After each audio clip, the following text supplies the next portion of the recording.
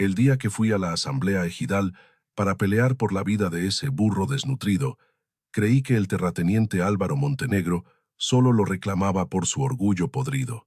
Pero cuando su navaja rasgó el viejo collar de cuero que Moncho protegía con su vida, lo que cayó al polvo no fue solo un trozo de papel. Fue la prueba maldita de que mi esposa y mi hijo no habían muerto por un simple accidente en la carretera. Eso fue lo que pasó. Eso fue lo que cambió todo. Pero para que ustedes entiendan cómo llegué hasta ese momento, tengo que contarles desde el principio, desde el día en que mi vida se partió en dos. Me llamo Anastasio Valdés, aunque todos en el pueblo me dicen Tacho. Tengo 45 años. Vivo en San Isidro, un pueblo chico metido entre cerros y neblina, allá en la Sierra Mixteca de Oaxaca. Soy ejidatario, trabajo la tierra desde que tengo memoria. Mis manos conocen el peso del azadón, el olor de la tierra mojada después de la lluvia, el cansancio honesto que deja el campo cuando uno lo trabaja con respeto. Durante muchos años, eso fue suficiente. Tenía mi parcela, tenía mi casa de adobe con techo de lámina, tenía mis gallinas, mis frijoles sembrados, mi cafetal pequeño, y tenía lo que más importaba. Tenía a Lupe, tenía a Toñito. Lupe era mi esposa. Nos casamos jóvenes, cuando yo apenas sabía distinguir el amor del hambre, y ella apenas sabía que el mundo podía ser cruel. Crecimos juntos, aprendimos juntos. Ella tenía una manera de mirarme que me hacía sentir que yo valía algo, aunque no tuviera dinero, aunque mi ropa estuviera remendada, aunque a veces la cosecha no alcanzara. Me decía, Tacho, mientras estemos juntos, lo demás se arregla, y yo le creía con todo lo que tenía adentro. Toñito era nuestro hijo, tenía 12 años, era flaco, inquieto, con los ojos grandes de su madre y la terquedad mía. Le gustaba correr por el cerro, trepar los árboles, perseguir lagartijas, hacerme preguntas que yo no sabía contestar. Papá, ¿por qué las nubes no se caen? Papá, ¿por qué los ricos tienen camionetas y nosotros no? Papá, cuando sea grande, voy a comprarte una casa de 2 pisos. Yo me reía. Le despeinaba el cabello. Le decía que lo importante no era la casa, sino quién vivía adentro. Él asentía, aunque sé que no me entendía del todo. Tenía 12 años. Tenía toda la vida por delante. Hace unos meses, una noche de lluvia, Lupe y Toñito salieron a la carretera. Iban al pueblo vecino a visitar a la hermana de Lupe, que estaba enferma. Yo me quedé en casa porque tenía que cuidar el corral. Les dije que tuvieran cuidado. Lupe me besó en la frente. Toñito me abrazó rápido, como abrazaban los niños de su edad, con prisa y sin saber que a veces los abrazos son lo último que queda. Salieron caminando por la orilla de la carretera. La lluvia caía fuerte.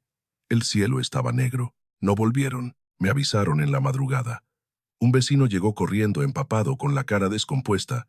Tacho, ven rápido. Hubo un accidente. Corrí como nunca había corrido. Llegué a la curva donde la carretera baja entre 2 lomas. Había luces, había gente, había gritos, y había 2 cuerpos en el suelo, cubiertos con mantas que alguien había traído de su casa. No me dejaron verlos al principio. Me sujetaron. Me dijeron que era mejor así, pero yo me solté. Me arrodillé. Levanté la manta. No voy a describir lo que vi. No puedo. Solo voy a decir que en ese momento algo se rompió dentro de mí. Algo que todavía no sé si algún día va a sanar. Dijeron que fue un atropello, que un vehículo los golpeó y huyó, que llovía mucho, que no había testigos, que estas cosas pasan. La policía vino, tomó fotos, hizo preguntas que nadie podía contestar, y se fue. El comandante Reyes me dijo, con una voz que sonaba más a trámite que a consuelo, que harían lo posible por encontrar al responsable. Pero su mirada decía otra cosa. Su mirada decía que los pobres no tenemos derecho a la justicia, que los indios de la sierra no valemos lo suficiente para que alguien investigue de verdad. Los enterré juntos, en el panteón del pueblo, bajo un árbol de guayaba que Toñito había sembrado de niño. Ese día no lloré. No pude. Tenía el pecho tan apretado que las lágrimas no encontraban salida. Me quedé parado frente a las 2 cruces de madera hasta que el sol se escondió. Luego caminé de regreso a mi casa, abrí la puerta, me senté en la silla donde Lupe solía coser por las tardes, y me quedé ahí, mirando la pared, hasta que amaneció. Los días que siguieron fueron iguales. Me levantaba, caminaba hasta la parcela, Movía la tierra sin sentido. Regresaba, me sentaba, esperaba la noche. La noche llegaba y yo seguía esperando, sin saber qué esperaba. A veces comía, a veces no. A veces hablaba solo, preguntándole a Lupe si estaba bien, si Toñito estaba con ella. Nadie me contestaba. El silencio de esa casa era tan espeso que a veces sentía que me iba a ahogar. Fue en esos días cuando apareció Chilpayate. La noche del velorio, cuando la gente ya se había ido y yo estaba solo frente a las velas que se consumían, escuché un ruido en el portal. Salí con el machete en la mano, pensando que era un tlacuache o algún animal, pero no. Era un perro flaco, sucio, con el pelo apelmazado y los ojos más tristes que he visto en mi vida. Estaba echado junto a la puerta, temblando, mirándome como si me conociera de antes. No sé por qué, pero no lo espanté. Me senté en el escalón, a su lado, y nos quedamos ahí juntos hasta que salió el sol. Al día siguiente, seguía ahí, y al otro, y al otro. Le puse un plato con frijoles. Comió. Le puse agua. Bebió. Poco a poco fue entrando a la casa. Poco a poco fue durmiéndose a los pies de mi cama. Y poco a poco, sin que yo lo planeara, ese perro se convirtió en lo único que me mantenía con vida. Le puse Chilpayate, porque así le decíamos a los niños chiquitos en el pueblo. Era como si él también hubiera perdido algo, como si él también estuviera buscando un lugar donde el dolor doliera menos. Caminábamos juntos por el cerro. Él me seguía a la parcela. Se echaba a mi lado cuando yo me sentaba a mirar el cielo sin pensar en nada. No me pedía nada, no me juzgaba, solo estaba ahí. Y a veces, señora Elena, eso es lo único que uno necesita para no perderse del todo. Fue Chilpayate quien me llevó a la curva. Un día, semanas después del entierro, salimos a caminar sin rumbo. El perro iba adelante, olfateando, como siempre. Pero de pronto se detuvo, empezó a gruñir bajito. Caminó hacia un matorral junto a la carretera, justo en la curva donde había pasado el accidente. Escarbó, ladró, me llamó con la mirada. Me acerqué. Entre las hojas secas y la tierra húmeda, medio enterrado, había un pedazo de vidrio. No era vidrio cualquiera. Era parte de un faro de esos que tienen las camionetas caras, de esas que solo los ricos del pueblo pueden pagar. Lo levanté con las manos temblorosas. Lo miré contra la luz. Tenía un borde filoso, roto por el impacto. Algo no cuadraba. La policía había dicho que no había rastros, que el vehículo había desaparecido, que no se podía hacer nada. Pero ese faro estaba ahí. Había estado ahí todo el tiempo. Y si estaba ahí, significaba que alguien había mentido. Significaba que alguien sabía más de lo que decía. Significaba que la muerte de mi esposa y mi hijo no era solo un accidente sin nombre. Era un crimen con culpable. Me guardé el pedazo de faro en el morral. No dije nada a nadie. Pero esa noche, por primera vez en semanas, no me quedé sentado mirando la pared. Me quedé pensando en quién tenía una camioneta de lujo en este pueblo, pensando en quién tendría algo que esconder, pensando en por qué Chilpayate había llegado justo la noche del velorio, como si supiera algo que yo todavía no entendía. Y mientras pensaba, recordé una imagen que había visto muchas veces sin prestarle atención. Recordé a un hombre golpeando a un burro viejo en la plaza del pueblo, un hombre que siempre usaba camisas de manga larga, aunque hiciera un calor infernal. Un hombre que todos temían y nadie se atrevía a cuestionar. Recordé a Álvaro Montenegro. Bienvenidos a Ecos del Viento. Hoy están escuchando la historia que Anastasio Valdés, de 45 años, desde la Sierra Mixteca de Oaxaca, envió a nuestro programa. Yo soy Elena. Lo que acaban de escuchar es apenas el comienzo de algo mucho más profundo y oscuro. Un hombre que perdió todo, un perro que llegó como enviado, un pedazo de faro enterrado en el lugar equivocado, y un nombre que empieza a sonar como una sentencia. Si esta historia les está tocando el corazón, acompáñennos con su comentario, su suscripción y compartan este episodio con alguien que necesite escucharlo. Y ahora, sigamos adelante. Tacho. Ese recuerdo del hombre golpeando al burro, ese nombre que acaba de mencionar, Álvaro Montenegro. Cuéntenos, ¿qué tiene que ver ese hombre con su dolor? Álvaro Montenegro. Ese nombre lo conoce todo el pueblo.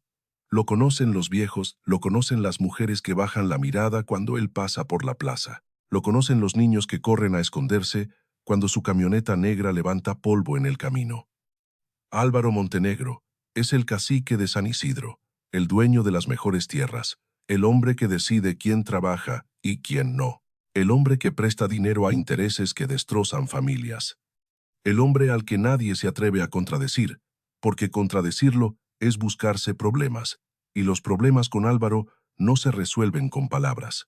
Yo lo había visto muchas veces, claro, en un pueblo tan chico es imposible no cruzarse con alguien, pero siempre lo miraba de lejos, como se mira a una víbora echada al sol. Sabía que era peligroso, sabía que era cruel, sabía que su dinero le compraba silencios, y su violencia le compraba miedos, pero nunca imaginé que su sombra pudiera caer sobre mi vida de la manera en que cayó. Lo que más recuerdo de Álvaro, antes de todo lo que pasó después, es cómo trataba a ese burro. El burro se llamaba Moncho.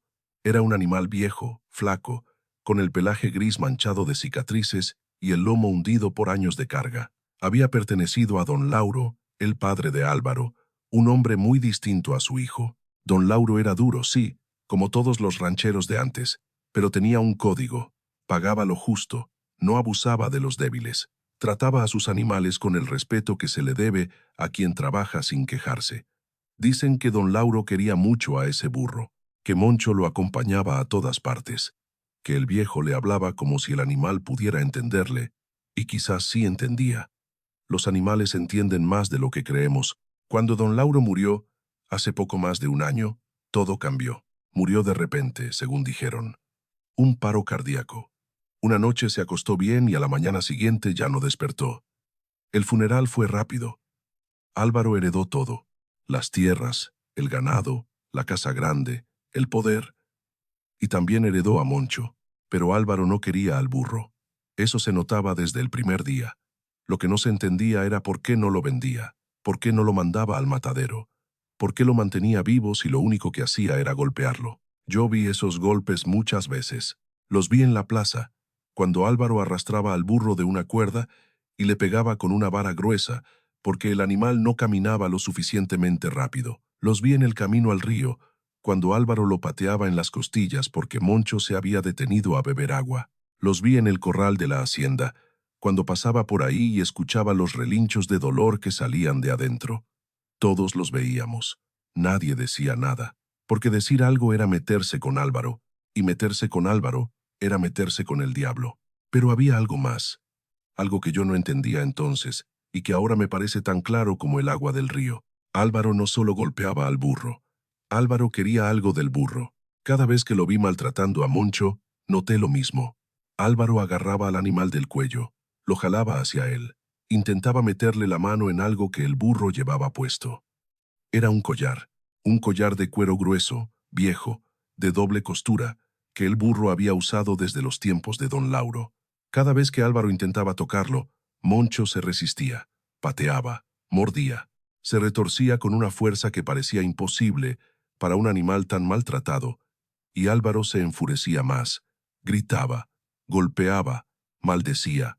Una vez, pasando por la plaza, escuché lo que Álvaro le gritaba al burro mientras lo arrastraba del collar. «Dame lo que escondió el viejo, dámelo, animal maldito». Lo decía con los dientes apretados, con una rabia que no era normal.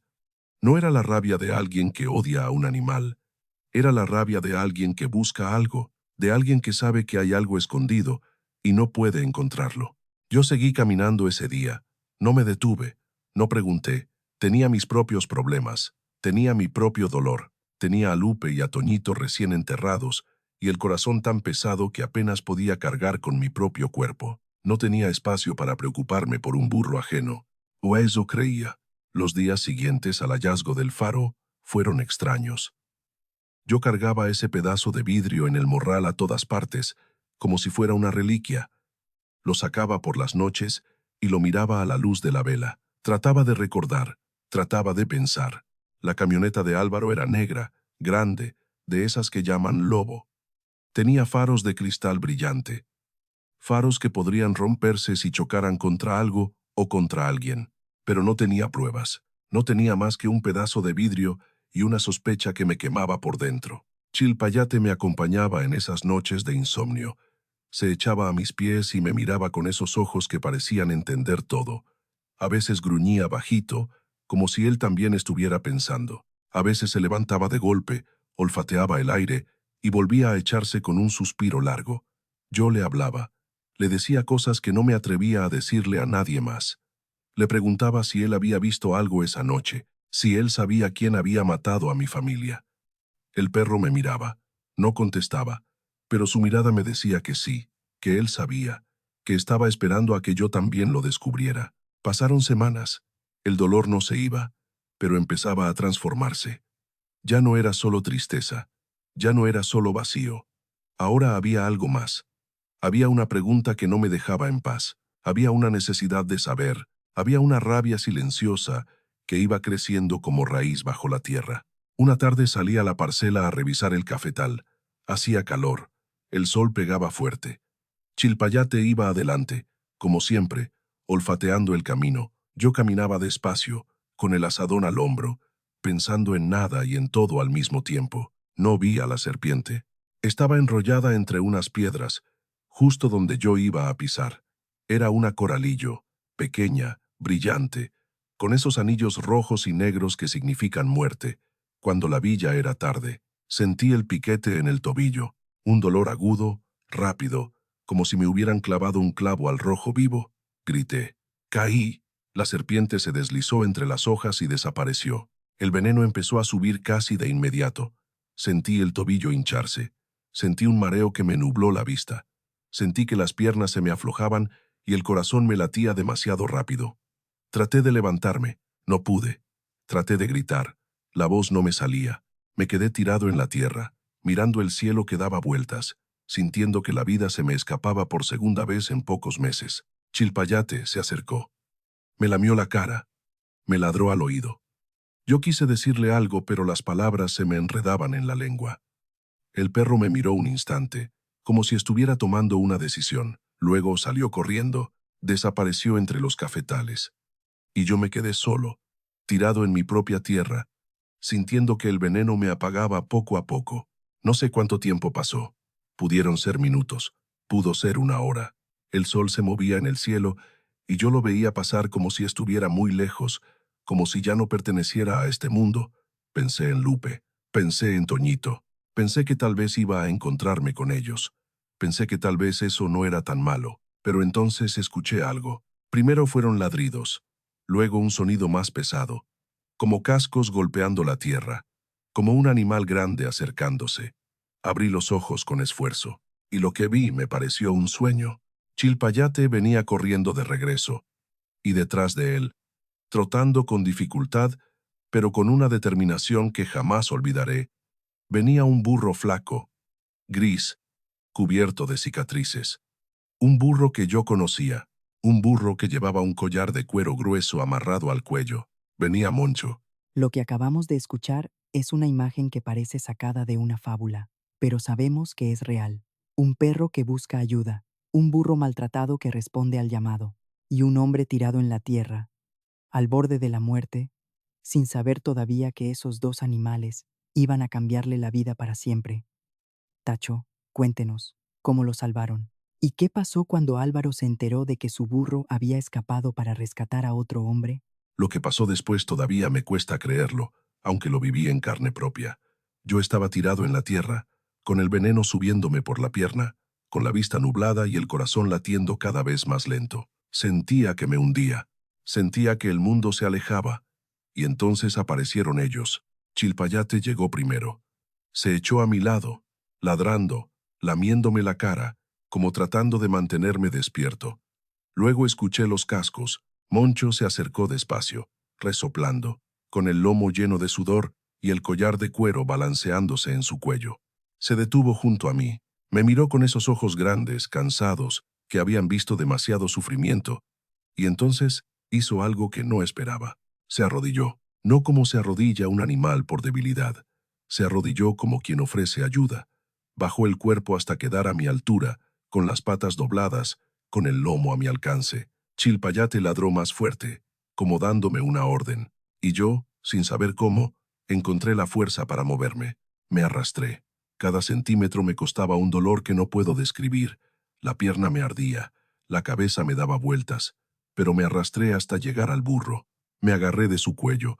Me sujeté de ese collar grueso que tantas veces había visto Álvaro intentar arrancar, y Moncho se levantó conmigo encima. No sé cómo no me caí. No sé cómo ese animal tan flaco, tan maltratado, tan débil, pudo cargar con mi peso, pero lo hizo. Empezó a caminar, despacio, con cuidado, como si supiera que yo estaba al borde de la muerte y que cada paso contaba. Chilpayate iba adelante, guiando el camino, ladrando de vez en cuando para indicar la dirección. Y así, los tres juntos, empezamos a bajar del cerro hacia el pueblo. El camino se me hizo eterno. Yo entraba y salía de la conciencia.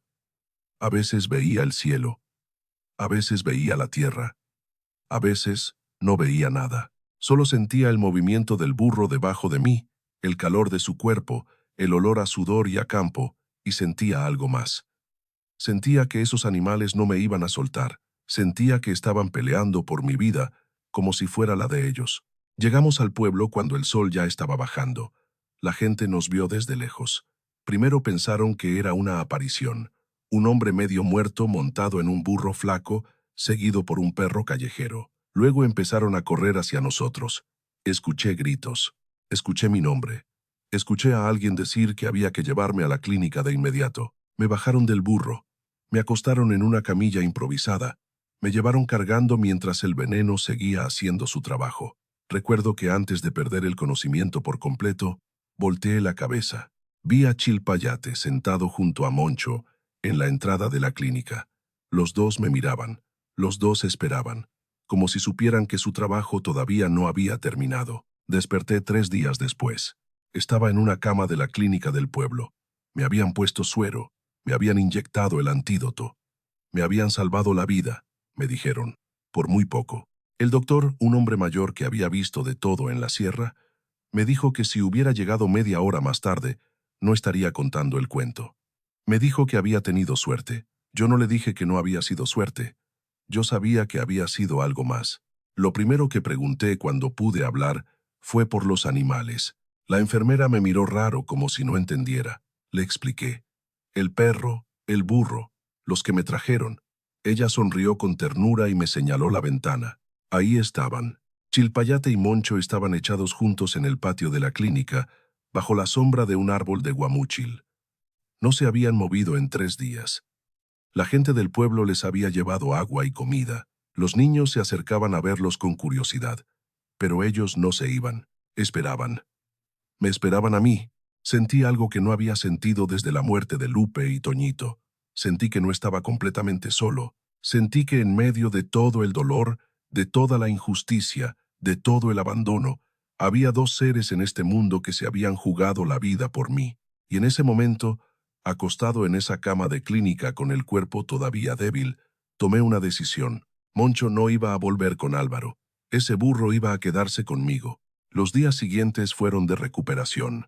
Me dieron de alta, pero me ordenaron reposo. Caminaba con un bastón de madera que me talló don Refugio, el carpintero del pueblo.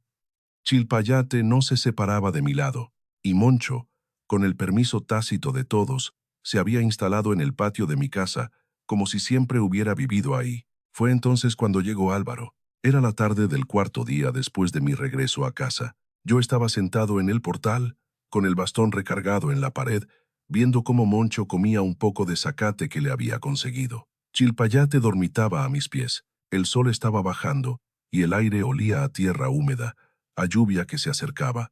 Escuché el motor antes de verlo. Esa camioneta negra, grande, con los faros brillantes y el escape ruidoso. Se estacionó frente a mi casa levantando polvo. La puerta se abrió y salió Álvaro Montenegro. Vestía como siempre, pantalón de mezclilla caro, botas de piel, sombrero tejano y una camisa de manga larga abotonada hasta las muñecas, a pesar del calor que hacía. Caminó hacia mi portal con esa manera suya de moverse, como si el mundo le perteneciera, como si todos fuéramos menos que él. Chilpayate se despertó de golpe, se levantó y empezó a gruñir. No era un gruñido normal, era un gruñido profundo, desde el fondo del pecho, con los pelos del lomo erizados y los dientes al descubierto. El perro miraba a Álvaro con un odio que yo nunca le había visto, un odio que parecía venir de muy lejos. de otra noche, de otro momento. Álvaro se detuvo. Miró al perro con desprecio. Luego me miró a mí. Vengo por lo que es mío, dijo. Yo no me moví. No contesté de inmediato. Solo lo miré. Miré su cara de soberbia. Miré sus manos, que mantenía cerca del cuerpo, con las mangas bien cerradas. Miré sus ojos, que evitaban encontrarse con los del perro. El burro se queda conmigo, le dije. Álvaro soltó una risa corta, seca, sin humor. Ese burro es mío. Era de mi padre, y ahora es mío. No tienes ningún derecho sobre él. Ese burro me salvó la vida, respondí. Y tú lo ibas a matar a golpes.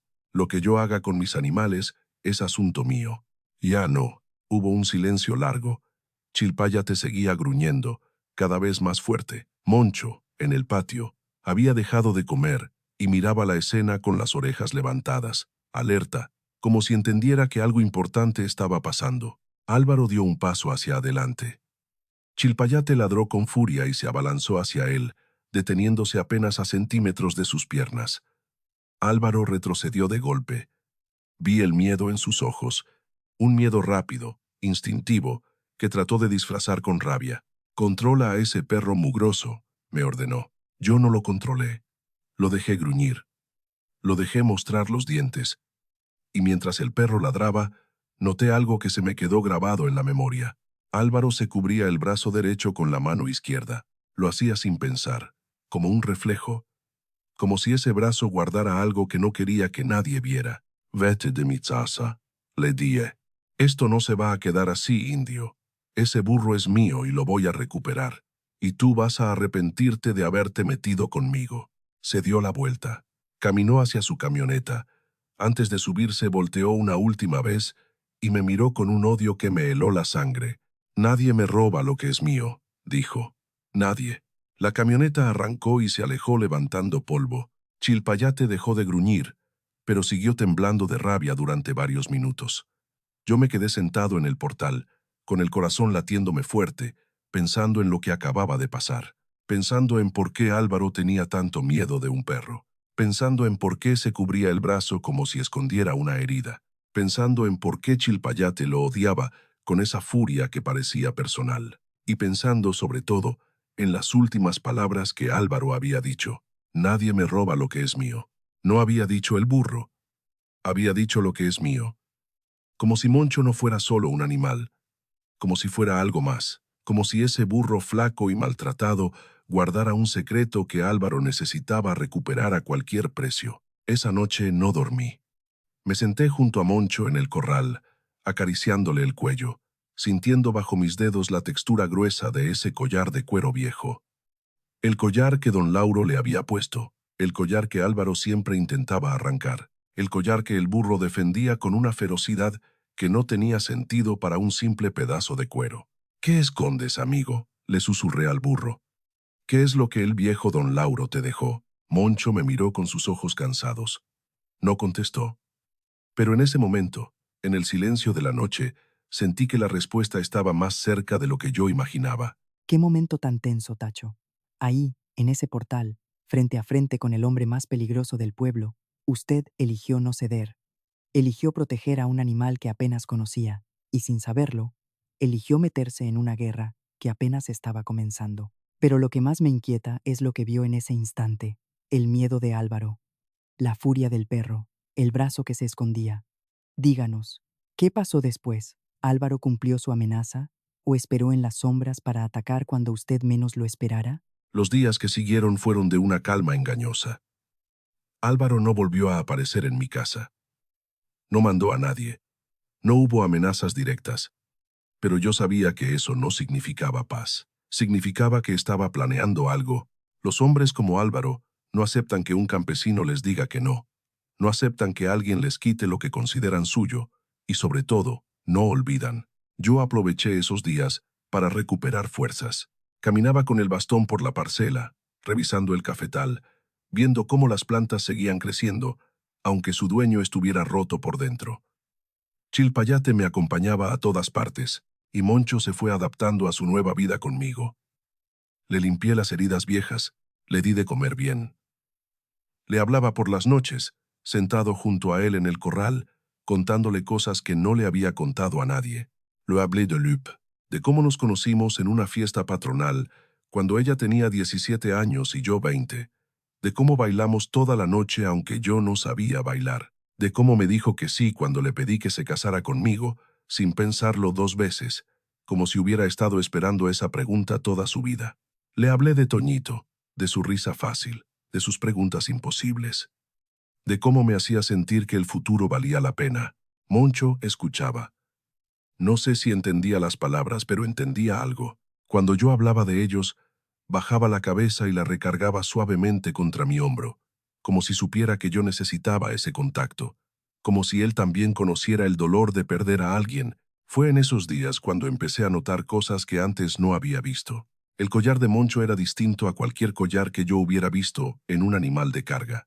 Era grueso, de cuero doble costura, con un acabado que parecía hecho por un artesano experto. Estaba viejo, sí, desgastado por los años, pero había algo en su construcción que no cuadraba con un simple collar de burro. Era demasiado elaborado, demasiado resistente, como si hubiera sido diseñado para durar, para proteger algo. Varias veces intenté examinarlo de cerca, pero Moncho se ponía nervioso cada vez que mis dedos se acercaban demasiado. No me mordía ni me pateaba, pero se alejaba con un resoplido, como diciéndome que ese collar era territorio prohibido, incluso para mí, que lo había salvado, incluso para mí, que lo trataba con cariño. Eso me hizo pensar aún más en las palabras que había escuchado de Álvaro. Dame lo que escondió el viejo. ¿Qué había escondido don Lauro? ¿Por qué lo había escondido en el collar de su burro? ¿Y por qué ese collar era tan importante para Álvaro, que estaba dispuesto a golpear al animal hasta la muerte para recuperarlo? Las preguntas se acumulaban. Las respuestas no llegaban. Una tarde, mientras caminaba por el pueblo para comprar maíz, me encontré con don Eligio, el mecánico. Era un hombre callado, de manos manchadas de grasa y mirada esquiva, que arreglaba tractores y camionetas desde que yo tenía memoria. No era amigo de nadie en particular, pero tampoco era enemigo. Era de esos que ven todo y no dicen nada. De esos que saben cosas pero las guardan por prudencia. Me saludó con un movimiento de cabeza. Yo le devolví el saludo. Estaba a punto de seguir caminando cuando él dijo algo que me detuvo en seco. Oí que te quedaste con el burro de don Lauro. Me volteé a mirarlo. Él seguía limpiando una pieza de motor, sin levantar la vista. Sí, le dije. Me salvó la vida. Don Eligio asintió despacio. Hubo un silencio largo. Luego habló otra vez, con esa voz ronca de quien fuma demasiado. Ten cuidado, Tacho. Ese burro le importa mucho a Álvaro, más de lo que debería importarle un animal viejo. Ya lo sé. Ya vino a amenazarme. No me refiero solo a eso. Don Eligio levantó la vista por primera vez. Sus ojos estaban serios. Me refiero a que Álvaro está desesperado. Hace unos meses me trajo su camioneta a arreglar. La Lobo Negra. Tenía todo el frente dañado. Un faro roto. Golpes en el cofre. Me dijo que había chocado con un venado en la carretera. Sentí que el corazón se me paraba. ¿Un venado? Eso dijo él. Pero yo he visto choques con venados, Tacho. No dejan ese tipo de daño. Eso parecía como si hubiera golpeado algo más grande. O a alguien. Don Eligio volvió a bajar la vista a su pieza de motor. No dijo nada más. No hacía falta. El mensaje estaba claro. Caminé de regreso a casa con las piernas temblándome. El fragmento de faro que Chilpayate había desenterrado en la curva. La camioneta de Álvaro dañada meses atrás. La noche de lluvia en que murieron Lupe y Toñito. Todo empezaba a encajar de una manera que me revolvía el estómago. Pero todavía no tenía pruebas. Todavía no tenía nada más que sospechas y coincidencias. Y las sospechas no sirven para llevar a un cacique ante la justicia. Las sospechas solo sirven para volverse loco de rabia y de impotencia. Esa noche me senté en el portal con Chilpayate a mis pies. Lo miré largamente. Ese perro que había aparecido la noche del velorio. Ese perro que me había guiado hasta el fragmento de faro. Ese perro que gruñía con un odio visceral cada vez que Álvaro se acercaba. Tú estuviste ahí, ¿verdad? Le dije en voz baja. Tú viste lo que pasó esa noche. Chilpayate levantó la cabeza y me miró con sus ojos oscuros. Luego hizo algo que nunca había hecho antes. Se levantó, caminó hasta mi mano y la lamió despacio, como una promesa, como un juramento. Los días siguientes estuve alerta. Sabía que Álvaro iba a actuar tarde o temprano.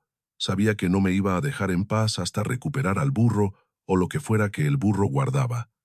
Dormía con el machete cerca. Cerraba bien el corral por las noches.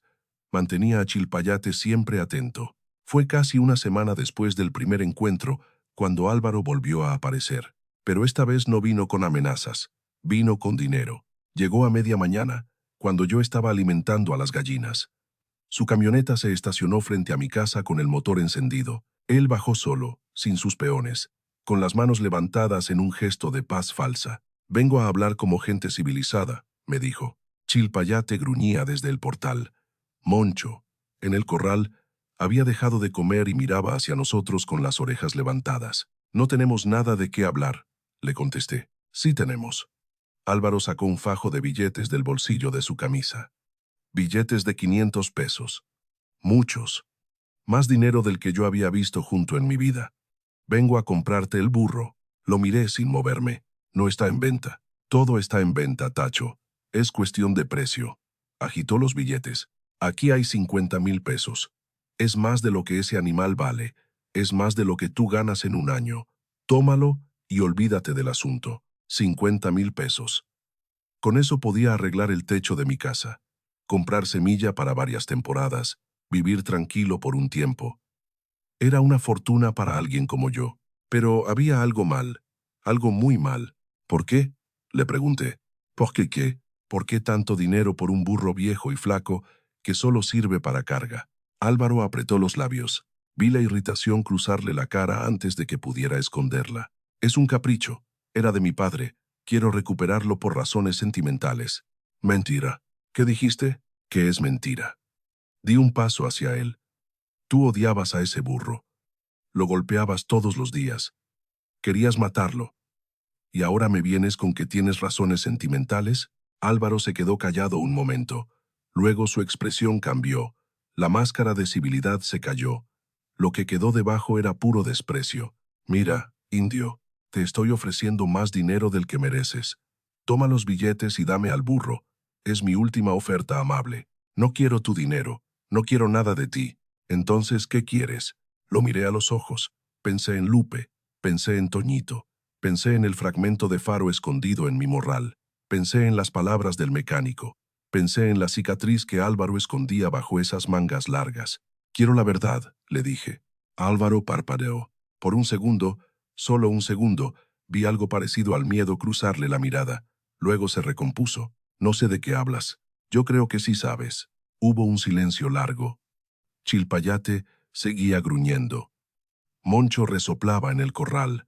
El viento movía las hojas de los árboles, y entre Álvaro y yo había una tensión tan espesa que casi se podía tocar. «Esto no se va a quedar así», me dijo finalmente, guardándose el dinero. «No tienes idea de con quién te estás metiendo». «Sí lo sé. Me estoy metiendo con un cobarde que huye de noche y golpea animales de día». La cara de Álvaro se puso roja de furia. Dio un paso hacia mí. Chilpayate ladró con ferocidad y se lanzó hacia adelante. Álvaro retrocedió de golpe, tropezando, y al hacerlo vi algo que me dejó helado. La manga derecha de su camisa se había subido con el movimiento, y ahí, en su muñeca, justo debajo de la palma de la mano, había una cicatriz rosada, irregular, con la forma inconfundible de una mordida de perro. Álvaro se dio cuenta de que yo la había visto. Se bajó la manga de un tirón. Me miró con un odio que ya no intentaba disimular. «Vas a arrepentirte de esto», me dijo. «Tú y ese perro maldito». Se subió a su camioneta y arrancó a toda velocidad, dejando una nube de polvo detrás. Yo me quedé parado en el mismo lugar durante mucho tiempo, mirando el camino por donde se había ido, sintiendo el corazón latirme tan fuerte que me dolía el pecho. Chilpayate se acercó y se sentó a mi lado. Lo miré sus mandíbulas, miré la forma de sus dientes, y entonces lo entendí todo. Dios mío, Tacho, ahí estaba. La prueba que usted buscaba sin saber que la buscaba. Una cicatriz de mordida en la muñeca de Álvaro. Una cicatriz que coincide con los dientes de Chilpayate. Una cicatriz que solo puede significar una cosa: que ese perro estuvo ahí la noche del accidente. Que ese perro mordió al hombre que atropelló a su familia. Que Álvaro Montenegro no es solo un cacique cruel, es el asesino de Lupe y de Toñito. Pero díganos, ¿qué hizo usted con esa verdad? ¿Y qué hizo Álvaro cuando supo que usted ya lo sabía? Esa noche no dormí. Me quedé sentado en el portal, con el machete en las piernas y Chilpayate echado a mis pies, mirando la oscuridad del camino. La cabeza me daba vueltas, el corazón me latía con una mezcla de rabia y miedo que no sabía cómo manejar. La cicatriz, la maldita cicatriz. Ahora todo tenía sentido. Todo encajaba como las piezas de un rompecabezas que había estado frente a mis ojos desde el principio. Chilpayate no era un perro cualquiera que había aparecido por casualidad la noche del velorio. Chilpayate había estado ahí, en la carretera, en la curva, en la noche de lluvia en que mi esposa y mi hijo murieron. El perro había visto todo. Había visto la camioneta negra acercarse a toda velocidad. Había visto el impacto. Había visto los cuerpos de Lupe y Toñito caer al asfalto mojado. Y cuando el conductor bajó, quizás para ver qué había hecho, quizás para asegurarse de que no había testigos, Chilpayate lo atacó. Le mordió la muñeca. Le dejó esa marca que Álvaro escondía bajo sus mangas largas. Y luego Álvaro huyó. Huyó como el cobarde que es. Dejó a mi familia tirada en la carretera y se fue a esconder su camioneta dañada, a inventar historias de venados, a comprar silencios con su dinero maldito, pero el perro no olvidó. Los perros no olvidan. Chilpayate siguió el rastro. Encontró mi casa. Encontró al hombre que había perdido lo mismo que él había visto perder. Y se quedó conmigo, esperando. Esperando el momento en que yo también entendiera. Esa noche lloré. Lloré como no había llorado desde el día del entierro. Lloré de rabia. Lloré de impotencia. Lloré porque ahora sabía quién había matado a mi familia, pero no tenía manera de probarlo. No tenía manera de hacer justicia. No tenía nada más que un pedazo de faro enterrado en un matorral, un perro que no podía hablar y una cicatriz que Álvaro podía explicar de 1000 maneras distintas. Chilpayate se levantó y puso su cabeza sobre mis piernas. Me lamió las manos. Me miró con esos ojos que decían más que cualquier palabra. Yo sé, parecía decirme. Yo estuve ahí. Yo soy tu testigo. Pero un perro no puede testificar ante un juez. Un perro no puede señalar al culpable en una corte. Un perro no puede hacer que el comandante Reyes, ese policía corrupto que seguramente ya había recibido dinero de Álvaro, moviera un dedo para investigar de verdad. Los días que siguieron fueron los más difíciles de mi vida. Más difíciles incluso que los días después de la muerte de Lupe y Toñito. Porque entonces yo no sabía, entonces el dolor era ciego, sin dirección, sin rostro. Ahora el dolor tenía nombre, tenía cara, tenía una camioneta negra y una cicatriz en la muñeca, y yo no podía hacer nada. Seguí con mi rutina.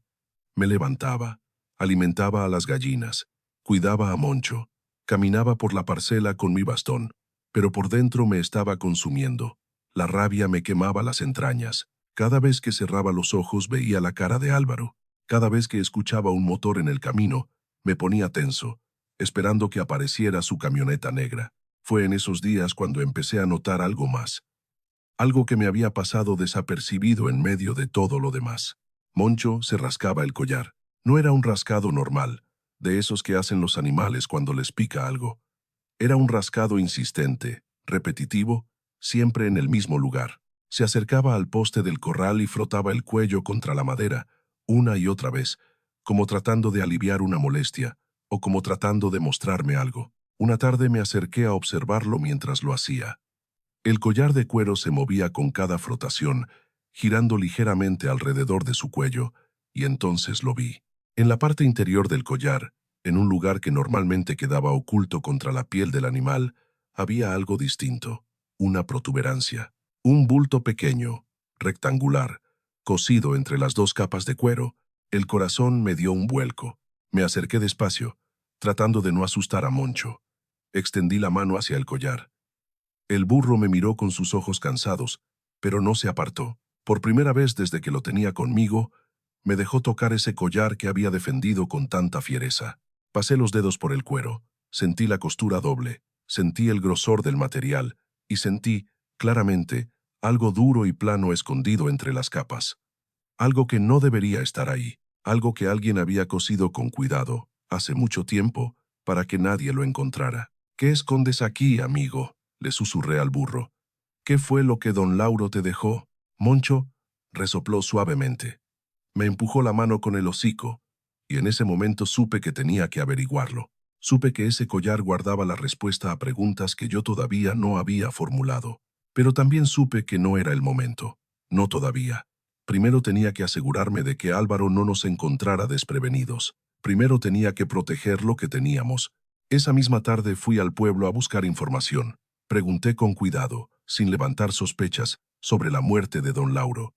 Los viejos del pueblo me contaron lo que ya sabía, que había muerto de repente, que había sido un paro cardíaco, que nadie lo esperaba porque don Lauro era un hombre fuerte, de esos que parecían hechos para vivir 100 años. Pero también me contaron algo más. Me contaron que antes de morir, don Lauro había tenido una pelea fuerte con Álvaro, una pelea a gritos que todo el pueblo escuchó. Don Lauro le reclamaba a su hijo que quisiera vender las tierras ejidales a una compañía minera. Le decía que esas tierras eran del pueblo, que no tenía derecho a negociarlas, que su abuelo y su bisabuelo habían peleado por ellas. Álvaro le gritaba que era un viejo terco, que el dinero de la minera los haría ricos, que no iba a dejar pasar esa oportunidad por culpa de sentimentalismos. La pelea fue un martes. Don Lauro murió el jueves siguiente.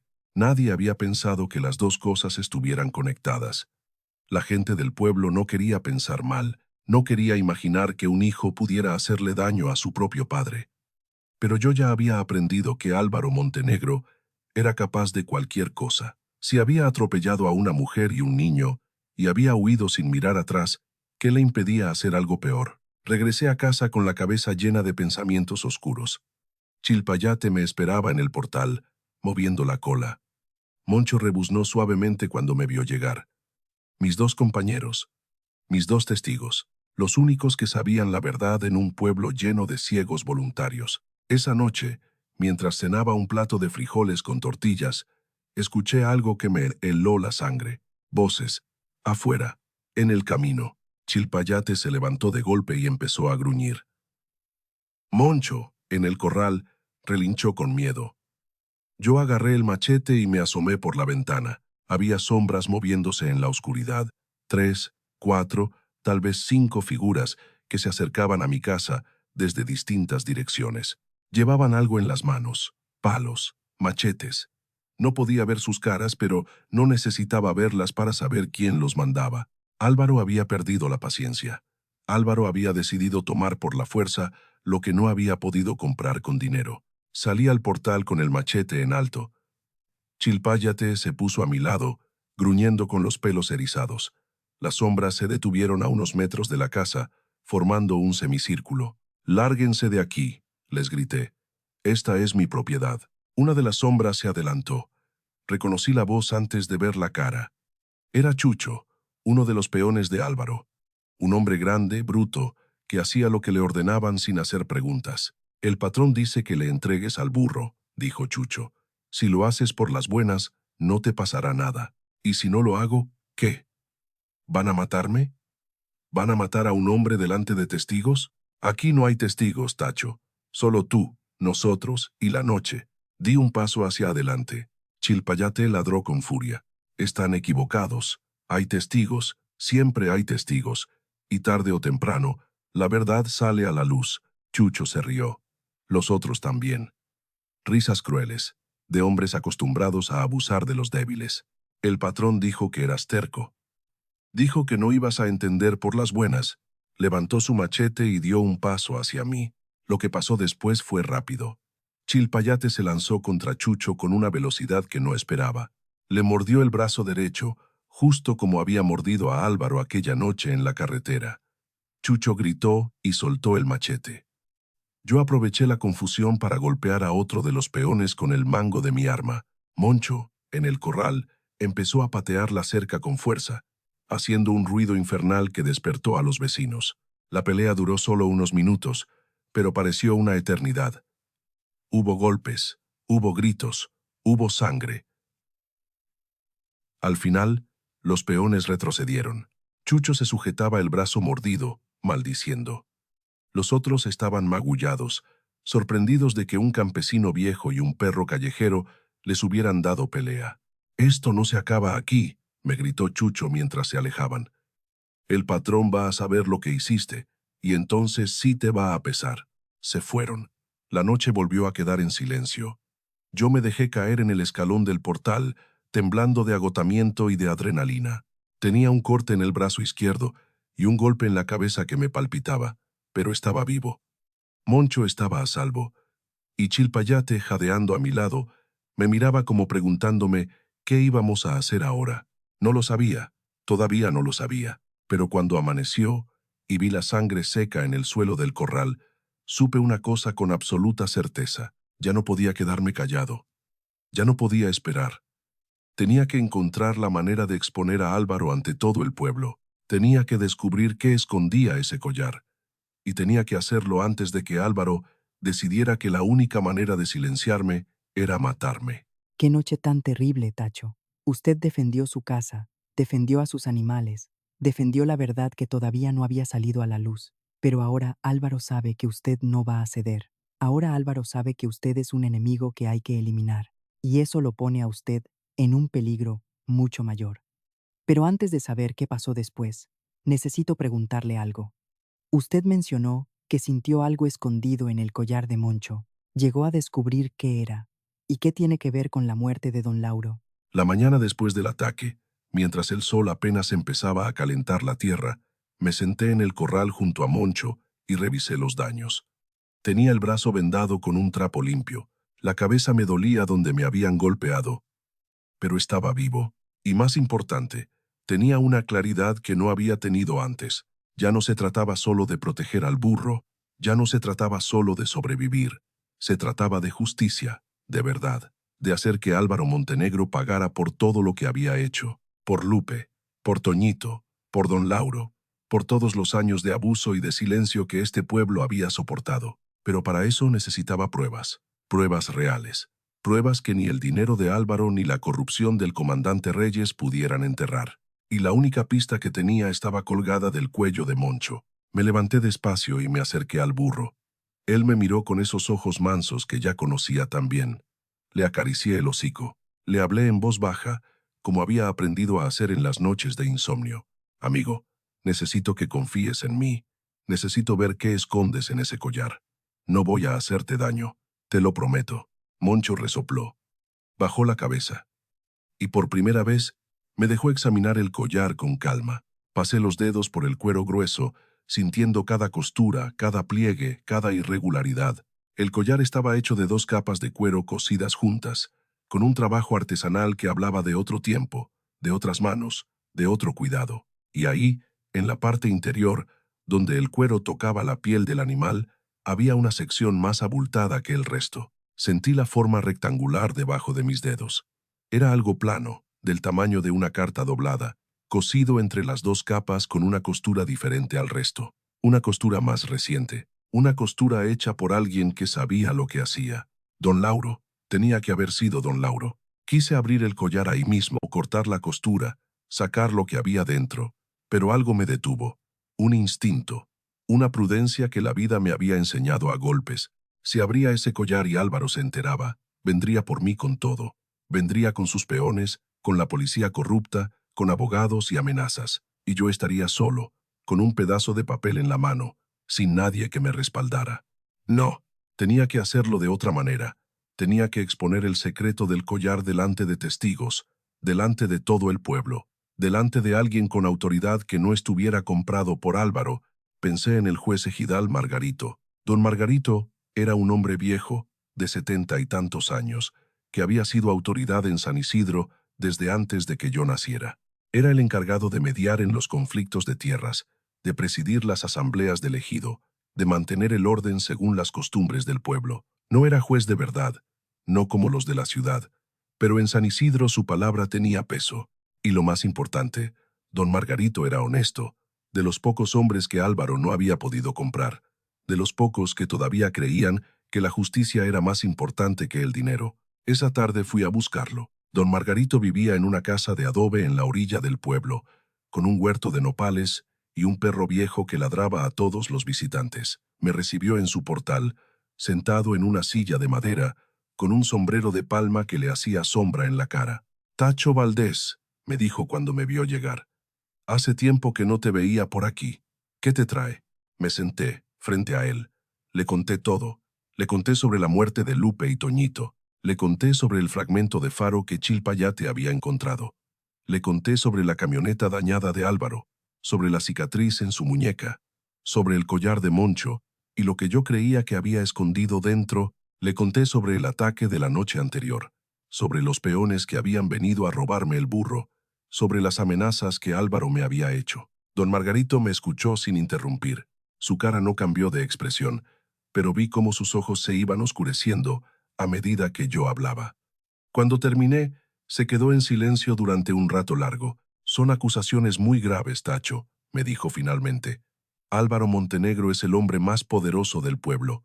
Tiene dinero, tiene influencias, tiene al comandante Reyes en el bolsillo. Si lo acusas sin pruebas, te va a destruir. Por eso necesito la asamblea, don Margarito. Necesito que el pueblo entero sea testigo de lo que hay en ese collar. Necesito que la verdad salga a la luz donde Álvaro no pueda esconderla.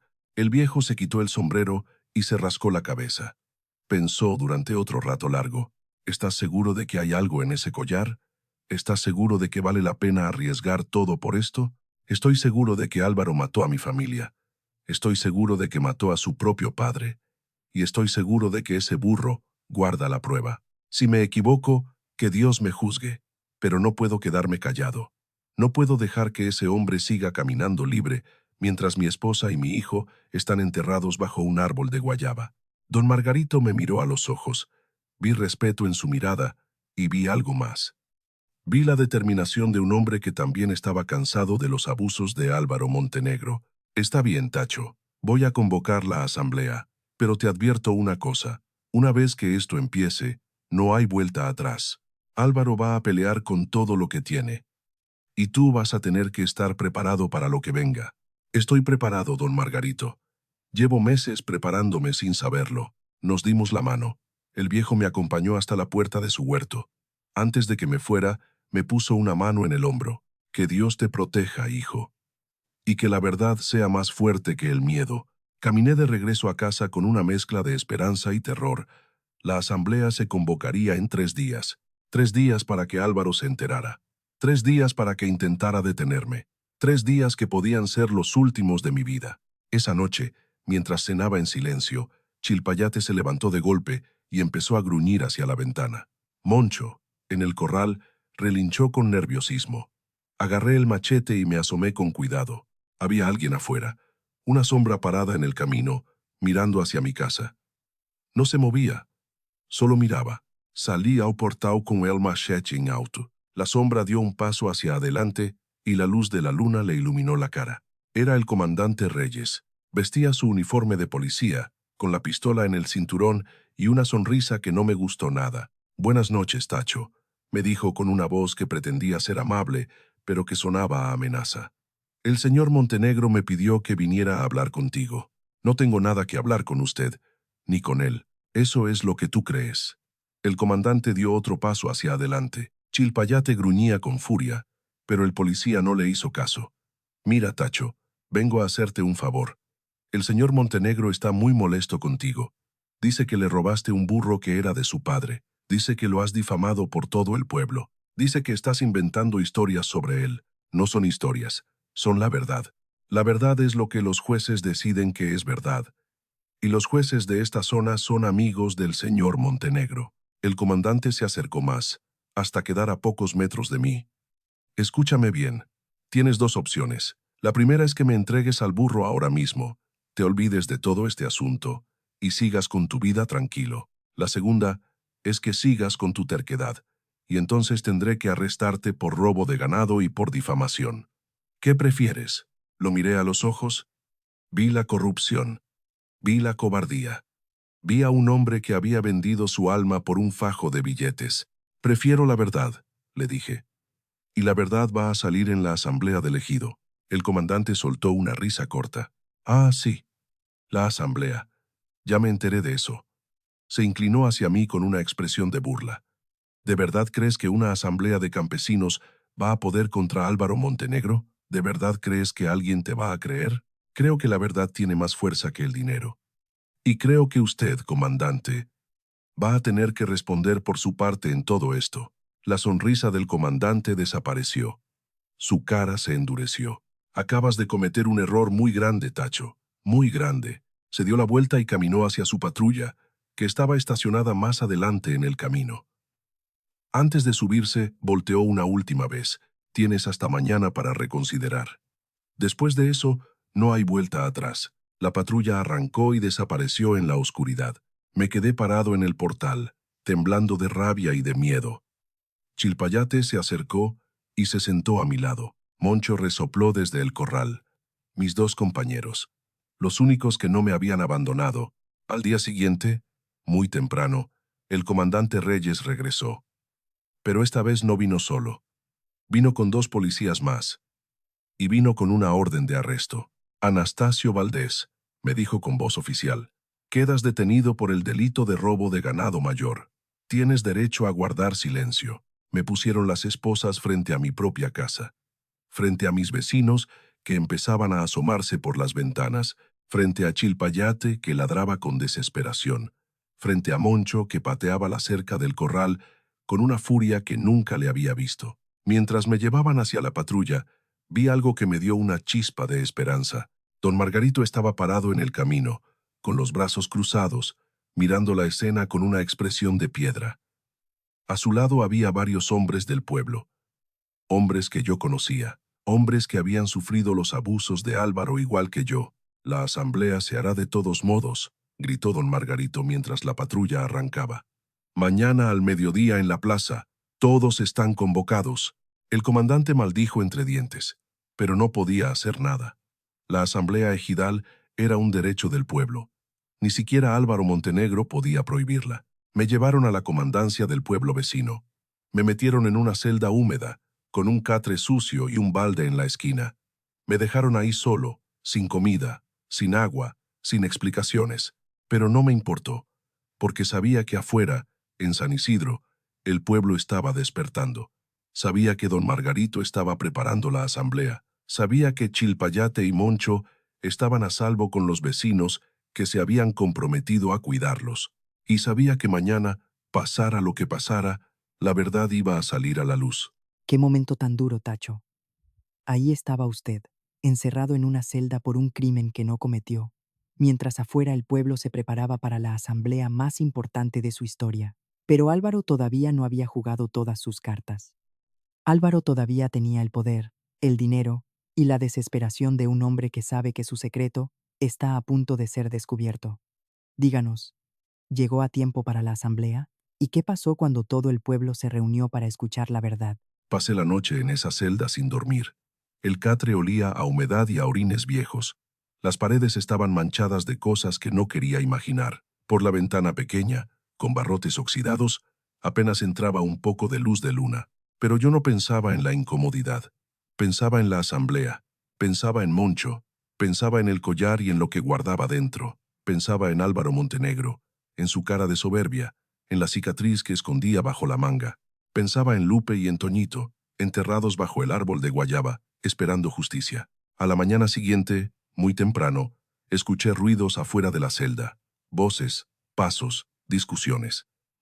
Me levanté del catre y me acerqué a los barrotes de la puerta. Era don Margarito. Estaba hablando con el comandante Reyes en el pasillo, con una voz firme que no admitía réplicas. Este hombre tiene que estar presente en la asamblea, decía el viejo. Es su derecho. Es el derecho de todo ejidatario. Este hombre está detenido por robo de ganado, respondía el comandante con irritación. No puede salir hasta que un juez decida. El juez de tierras ejidales soy yo. Y yo digo que Anastasio Valdés tiene que estar presente para responder a las acusaciones en su contra. Si usted lo impide, está violando las leyes agrarias de este país. Hubo un silencio largo. Yo podía imaginar la cara del comandante, roja de furia, calculando sus opciones. Álvaro le había ordenado mantenerme encerrado, pero don Margarito tenía razón. Las leyes ejidales eran claras, y si el comandante las violaba abiertamente, tendría que responder ante autoridades más altas.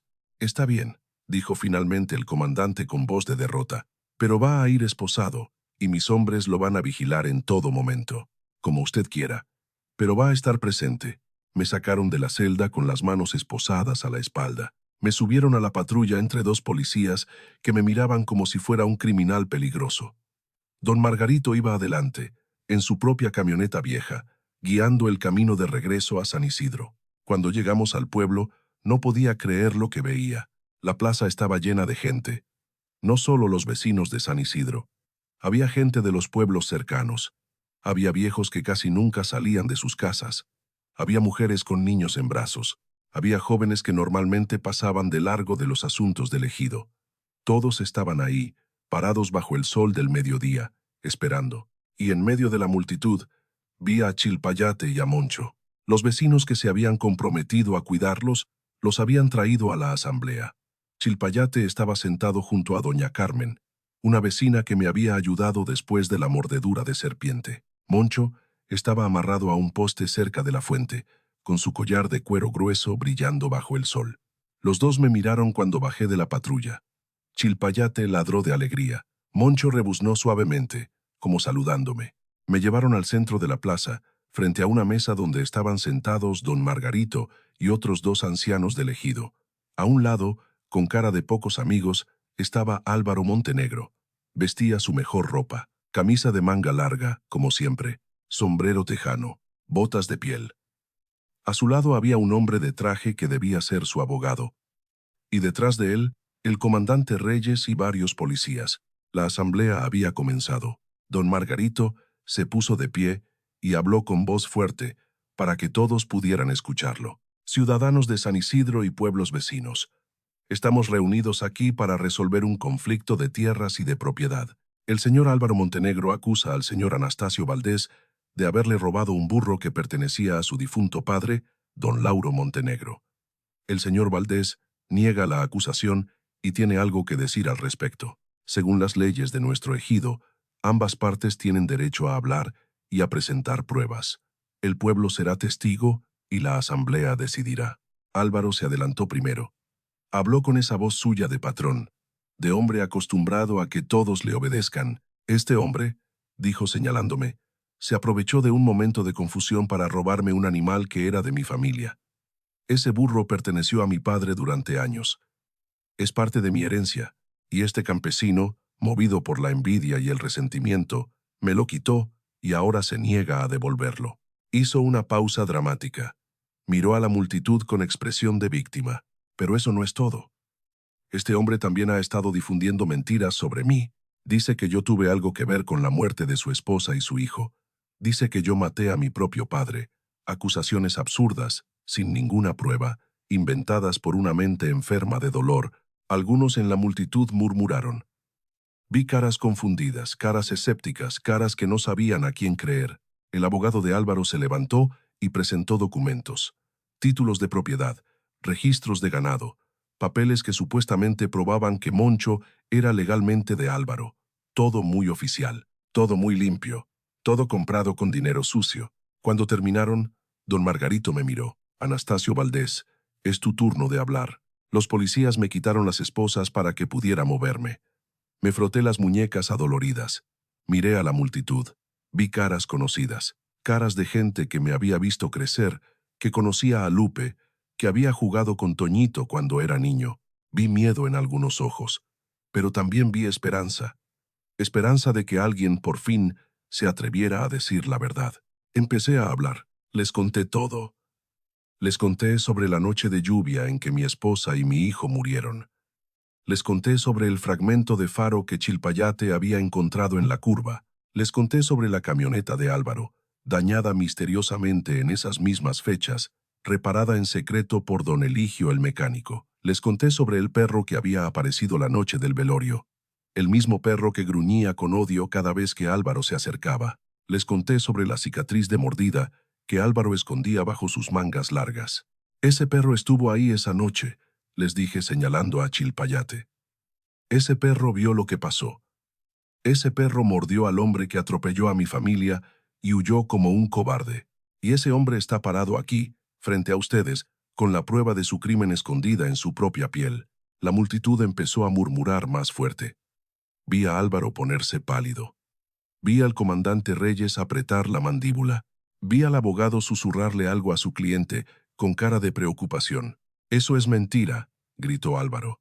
«Este hombre está loco. Está inventando todo para quedarse con mi burro». «Ah, sí», le respondí. «Entonces muéstranos tus brazos. Muéstranos que no tienes ninguna cicatriz. Si esto...» Álvaro vaciló. Vi el miedo cruzarle la cara. El mismo miedo que había visto cuando Chilpayate le gruñía. El mismo miedo que tenía un hombre con algo que esconder. «No tengo que demostrar nada», dijo con voz temblorosa. «Esto es absurdo. Comandante, arreste a este hombre por difamación». El comandante dio un paso adelante, pero don Margarito levantó la mano. «Aquí las órdenes las da la asamblea, comandante, no usted. Y la asamblea quiere ver los brazos de Álvaro Montenegro. No pueden obligarme», gritó Álvaro retrocediendo. «Esto es una violación de mis derechos». Mi abogado, pero la multitud ya no lo escuchaba. Empezaron a gritar: «Muéstranos, muéstranos los brazos». El coro creció hasta convertirse en un rugido. Hombres y mujeres que durante años habían callado ante los abusos de Álvaro, ahora encontraban su voz. Ahora exigían la verdad. Álvaro miró a su alrededor, buscando una salida. No la había. Estaba rodeado por el pueblo que había explotado durante tanto tiempo, por las personas que había pisoteado, humillado, robado. Y entonces hizo algo que nadie esperaba. Sacó una navaja del bolsillo. «Nadie se mueva», gritó con voz histérica. «Nadie se acerque». La multitud retrocedió. Los policías pusieron mano en sus pistolas, pero no se atrevieron a actuar. El abogado se alejó de su cliente con cara de terror. Álvaro no me miraba a mí, miraba a Moncho. «Todo esto es por ese maldito burro», dijo con los dientes apretados. «Todo es por lo que el viejo escondió en ese collar. Pensé que podría recuperarlo sin que nadie se diera cuenta. Pensé que podría callar a este indio con dinero o con miedo. Pero no, tuvieron que hacerlo difícil. Tuvieron que armar todo este circo». Empezó a caminar hacia Moncho, con la navaja en la mano. «Pues, si quieren saber qué hay en ese collar, se los voy a mostrar.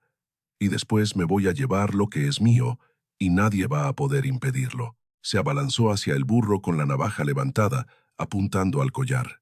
Todo pasó muy rápido después de eso. Chilpayate se lanzó contra Álvaro con un aullido de furia. Yo corrí hacia ellos con todas mis fuerzas.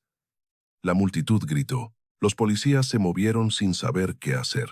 Álvaro logró llegar hasta Moncho y cortó el collar de un tajo violento. El cuero viejo se partió en dos. Algo cayó al suelo.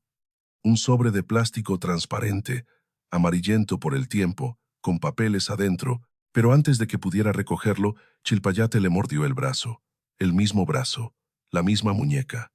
Álvaro gritó de dolor y soltó la navaja. Yo llegué y lo empujé al suelo, la manga de su camisa se rasgó con el forcejeo. Y ahí estaba, la cicatriz, rosada, irregular, con la forma inconfundible de una mordida de perro. Exactamente donde Chilpayate acababa de morder. Exactamente donde lo había mordido aquella noche de lluvia, hace meses, en la carretera donde murieron Lupe y Toñito. Todo el pueblo la vio. Todo el pueblo quedó en silencio. Y en ese silencio, don Margarito se agachó y recogió el sobre de plástico que había caído del collar. Dios mío, Tacho, ahí estaba todo. La cicatriz expuesta ante el pueblo entero. El sobre que don Lauro había escondido en el collar de su burro. La verdad a punto de estallar como una bomba que nadie podría ignorar. Pero todavía no sabemos qué había en ese sobre, qué secreto guardaba don Lauro, que era tan importante como para esconderlo así. Cuéntenos, Tacho, ¿qué encontraron dentro? ¿Y qué pasó cuando todo el pueblo descubrió la verdad completa? El silencio en la plaza era tan espeso que se podía cortar con un machete.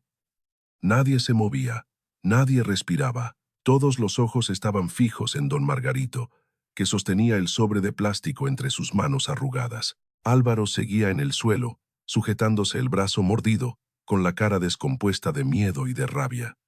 Chilpayate gruñía a su lado, listo para atacar de nuevo si hacía falta. Yo estaba parado entre ellos, con el corazón latiéndome tan fuerte que sentía que me iba a explotar el pecho. Don Margarito examinó el sobre durante un momento largo. Estaba sellado con cinta adhesiva vieja, amarillenta, que se había vuelto quebradiza con el tiempo. Adentro se veían papeles doblados, escritos a mano con una letra apretada que no alcanzaba a distinguir desde dónde estaba. Este sobre estaba escondido en el collar del burro, dijo don Margarito con voz solemne, dirigiéndose a la asamblea. Un collar que perteneció a don Lauro Montenegro, padre del acusado. Voy a abrirlo y a leer su contenido frente a todos ustedes, como testigos. «No tiene derecho», gritó Álvaro desde el suelo. «Eso es propiedad privada. Es parte de mi herencia». «Tu herencia está en disputa», respondió don Margarito sin mirarlo, «y este documento puede ser evidencia en un caso de homicidio». La asamblea tiene autoridad para examinarlo. Con manos firmes, el viejo despegó la cinta adhesiva y abrió el sobre. Sacó los papeles de adentro. Eran 2 hojas, dobladas por la mitad, escritas por ambos lados. Las desdobló con cuidado, como si fueran reliquias sagradas. Las acercó a sus ojos y empezó a leer en voz alta. «A quien encuentre esta carta. Mi nombre es Lauro Montenegro. Tengo 72 años y sé que me queda poco tiempo de vida. No porque esté enfermo, sino porque mi propio hijo ha decidido matarme». Un murmullo recorrió la multitud. Vi caras de asombro, de horror, de incredulidad. Vi a mujeres que se tapaban la boca con las manos. Vi a hombres que apretaban los puños. Vi a Álvaro, en el suelo, ponerse blanco como la cal. Don Margarito continuó leyendo. «Hace 3 días descubrí que Álvaro ha estado negociando en secreto con una compañía minera para venderles las tierras del ejido. Tierras que no le pertenecen, tierras que son del pueblo. Cuando lo confronté, me dijo que estaba harto de vivir como campesino, que merecía más, que iba a tomar lo que le correspondía, aunque tuviera que pasar por encima de mí. Discutimos. Le dije que jamás permitiría que vendiera esas tierras, que antes muerto». Don Margarito hizo una pausa. Miró a Álvaro con una expresión que era mezcla de tristeza y de asco. Luego siguió leyendo. «Esa noche, Álvaro puso algo en mi café. No sé qué fue, pero desde entonces me siento débil, mareado, con dolores en el pecho que no tenía antes.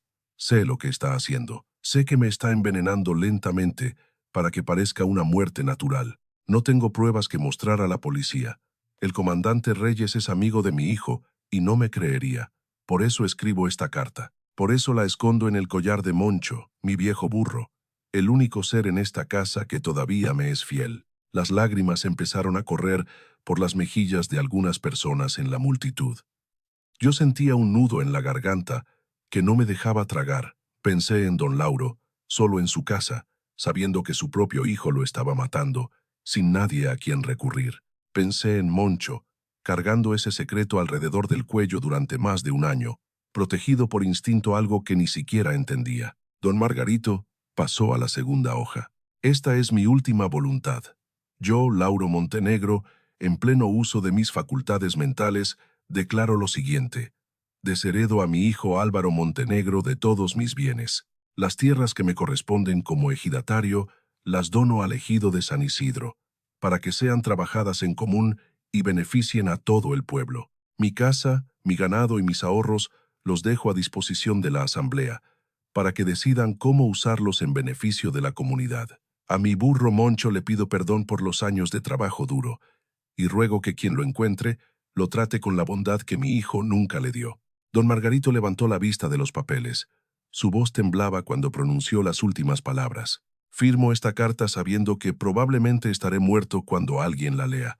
Solo pido que se haga justicia, que mi hijo responda por sus crímenes, y que el pueblo de San Isidro sepa que yo nunca quise traicionarlos. Lauro Montenegro». Fecha: 15 de marzo del año pasado. El silencio que siguió fue el más profundo que he escuchado en mi vida. Era el silencio de un pueblo entero procesando una verdad que cambiaba todo, una verdad que revelaba que el hombre más poderoso de San Isidro no solo era un abusador y un ladrón, era un parricida, un asesino que había matado a su propio padre por dinero. Álvaro se levantó del suelo despacio. Tenía la cara desencajada, los ojos vidriosos, la boca torcida en una mueca de odio y de derrota. «Eso es mentira», dijo con voz ronca. «Mi padre estaba loco, estaba senil, inventó todo eso porque me odiaba. Tu padre te amaba», le respondí, dando un paso hacia él. «Te amaba aunque no lo merecieras. Te amaba aunque supo que lo estabas matando. Y aún así, en sus últimos días, Lo único que quiso fue proteger al pueblo que tú querías traicionar. «Cállate», gritó Álvaro. «Tú no sabes nada. Tú eres solo un indio mugroso que perdió a su esposa y a su hijo por tu culpa». Lo interrumpí. «Porque tú los atropellaste.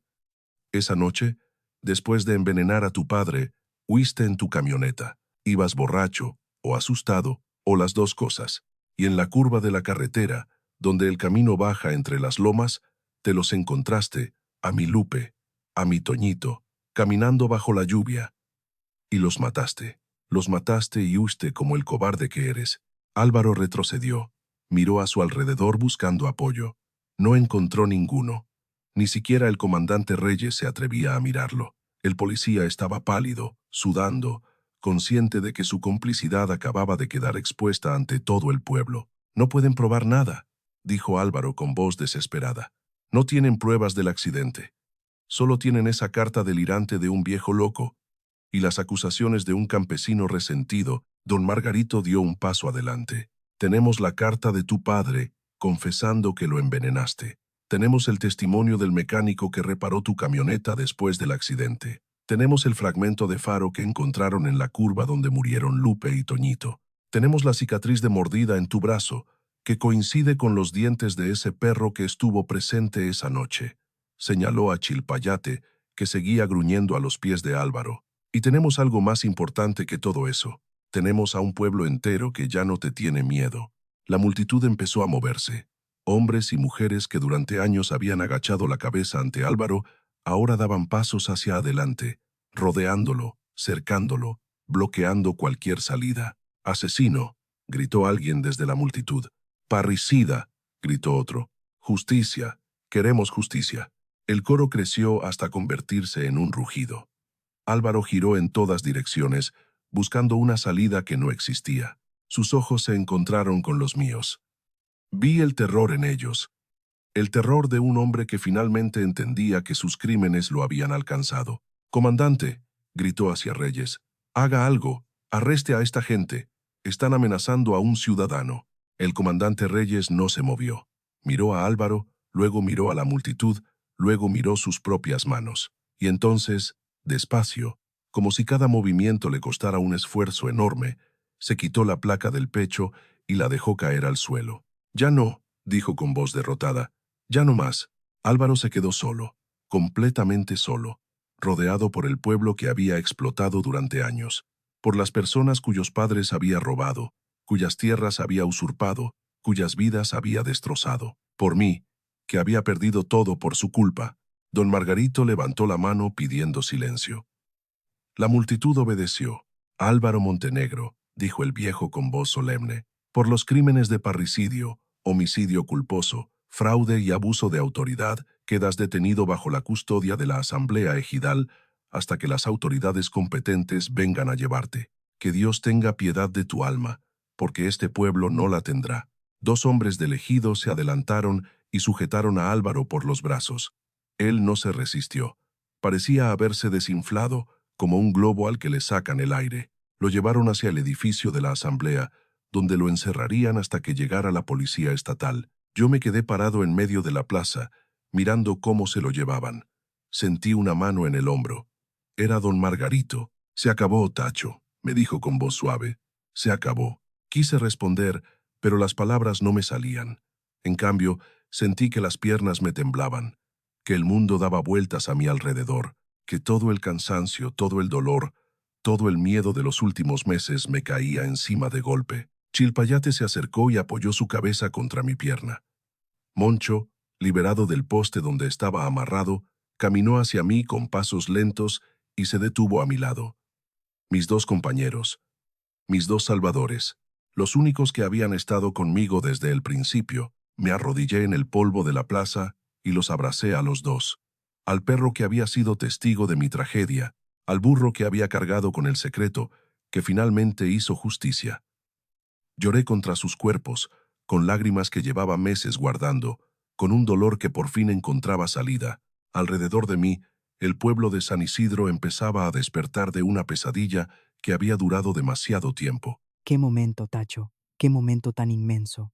La verdad al fin expuesta, el asesino al fin desenmascarado. El pueblo al fin liberado del miedo, que los había paralizado durante años. Pero todavía queda algo por saber. ¿Qué pasó después de ese día? ¿Qué pasó con Álvaro, con el comandante Reyes, con las tierras que don Lauro donó al ejido? Y sobre todo, ¿qué pasó con usted? Después de tanto dolor, después de tanta lucha, díganos, ¿encontró por fin la paz que buscaba? Los días que siguieron a la asamblea fueron como despertar de una fiebre larga. El pueblo entero parecía moverse en cámara lenta, procesando lo que había pasado, asimilando que el hombre al que habían temido durante años ahora estaba encerrado esperando a la justicia. La policía estatal llegó al día siguiente. No la policía local, no el comandante Reyes, ni sus hombres corruptos, sino agentes de la capital del estado que habían sido alertados por don Margarito a través de contactos que tenía en la ciudad. Llegaron en 3 patrullas, con uniformes limpios y caras serias, y se llevaron a Álvaro Montenegro esposado frente a todo el pueblo. Yo estaba ahí cuando lo sacaron, parado en la plaza, con Chilpayate a mis pies y Moncho a mi lado. Álvaro pasó cerca de mí. Nuestros ojos se encontraron por un momento. Ya no había soberbia en su mirada. Ya no había desprecio. Solo había vacío. El vacío de un hombre que lo había perdido todo, que había destruido a su propio padre, a una familia inocente, a su propia alma, y que ahora tenía que enfrentar las consecuencias. No le dije nada. No hacía falta. La justicia estaba hablando por mí. Al comandante Reyes también se lo llevaron. No opuso resistencia. Cuando los agentes estatales le preguntaron sobre su participación en el encubrimiento, bajó la cabeza y confesó todo. Dijo que Álvaro le había pagado para que no investigara el accidente. Dijo que sabía que la camioneta de Álvaro había sido la que atropelló a Lupe y a Toñito. Dijo que había aceptado el dinero porque tenía deudas, porque tenía miedo, porque pensó que nadie se enteraría jamás. Sus excusas me dieron asco, pero ya no me importaba. Lo único que me importaba era que la verdad había salido a la luz. Las semanas siguientes fueron de reconstrucción, no solo para mí, sino para todo San Isidro. La carta de don Lauro fue validada por las autoridades agrarias. Su voluntad se cumplió. Las tierras que Álvaro había intentado vender a la minera fueron devueltas al ejido para ser trabajadas en común por todos los campesinos del pueblo. La casa grande de los Montenegro fue convertida en una escuela para los niños de la comunidad. El ganado y los ahorros de don Lauro se usaron para crear un fondo de emergencia para las familias más necesitadas. El pueblo empezó a respirar de nuevo, a caminar con la frente en alto, a mirarse a los ojos sin miedo. Era como si una maldición que había pesado sobre San Isidro durante años, finalmente, se hubiera levantado. Pero para mí, la sanación fue más lenta. Había noches en que todavía me despertaba sudando, soñando con la carretera, con la lluvia, con los cuerpos de Lupe y Toñito en el asfalto. Había mañanas en que me sentaba en el portal de mi casa y miraba el camino vacío, esperando ver a mi hijo corriendo hacia mí con una lagartija en la mano. Había tardes en que preparaba café para 2, olvidando por un momento que Lupe ya no estaba ahí para tomarlo conmigo. El dolor no desaparece solo porque se haga justicia. El dolor se queda, se instala en los huesos, en la memoria, en los espacios vacíos de la casa. Pero con el tiempo, con mucho tiempo, empieza a transformarse. Deja de ser una herida abierta y se convierte en una cicatriz. Sigue ahí. Sigue doliendo cuando el clima cambia, pero ya no sangra. Chilpayate y Moncho me ayudaron más de lo que puedo explicar. El perro se había convertido en mi sombra. Me seguía a todas partes. Dormía junto a mi cama. Se sentaba a mi lado cuando yo me quedaba callado mirando el horizonte. Parecía saber exactamente cuándo necesitaba compañía y cuándo necesitaba silencio. A veces, en las noches más difíciles, ponía su cabeza sobre mis piernas y me miraba con esos ojos oscuros que habían visto tanto, y yo sentía que no estaba completamente solo. Moncho también cambió después de la asamblea. Ya no era el animal asustadizo y desconfiado que había llegado a mi casa. Comía bien. Engordó un poco. Su pelo empezó a brillar de nuevo. Las cicatrices de los golpes de Álvaro seguían ahí, marcadas en su piel, pero ya no le causaban dolor. Pasaba las tardes en el corral, pastando tranquilo, y a veces levantaba la cabeza y me miraba como agradeciéndome algo que yo no había hecho conscientemente. Yo solo lo había protegido.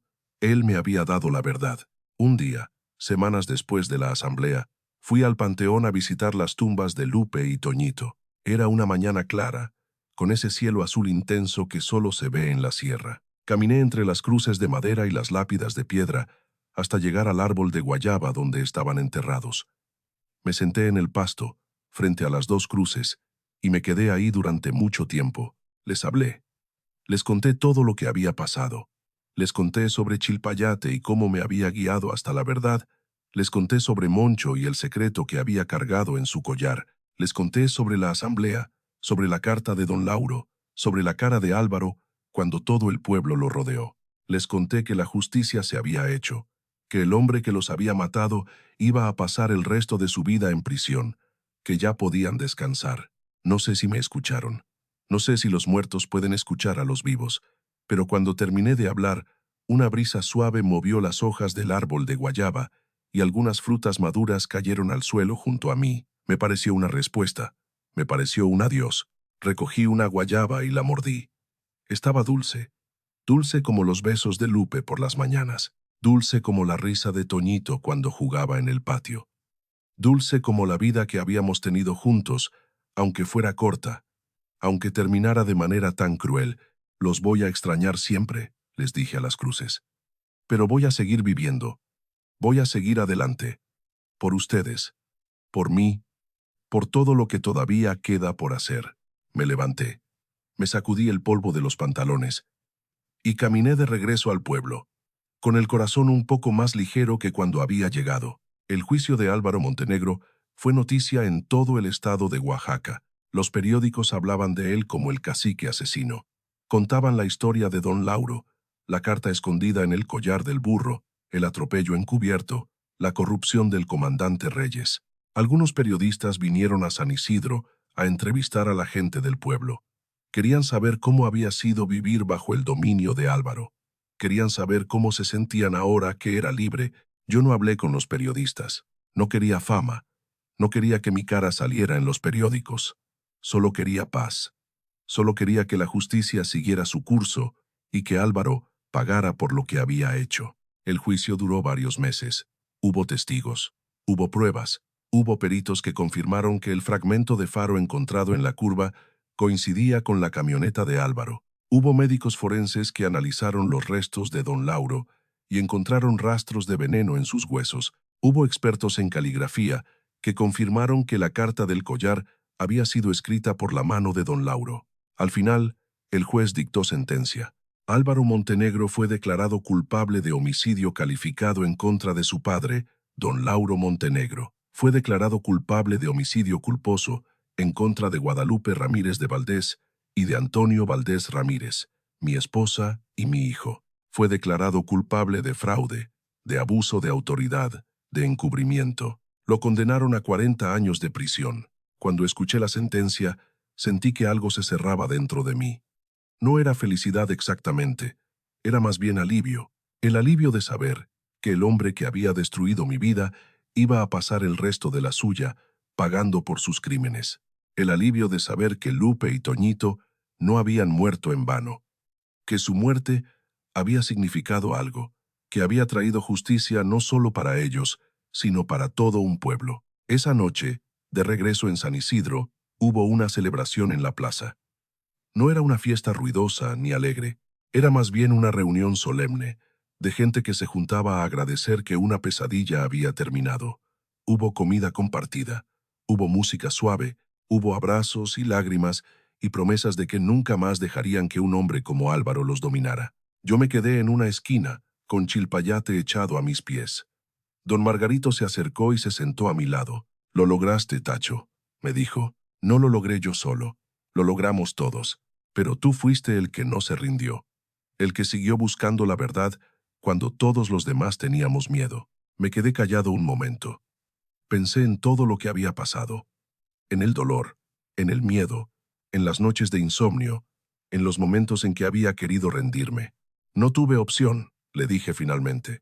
Lupe y Toñito merecían justicia, y yo tenía que dársela. Don Margarito asintió. Nos quedamos sentados en silencio, mirando a la gente del pueblo reunida en la plaza, celebrando su libertad. «¿Y ahora qué vas a hacer?», me preguntó el viejo. Miré hacia donde estaba Moncho, amarrado a un poste, comiendo pacíficamente del zacate que alguien le había traído.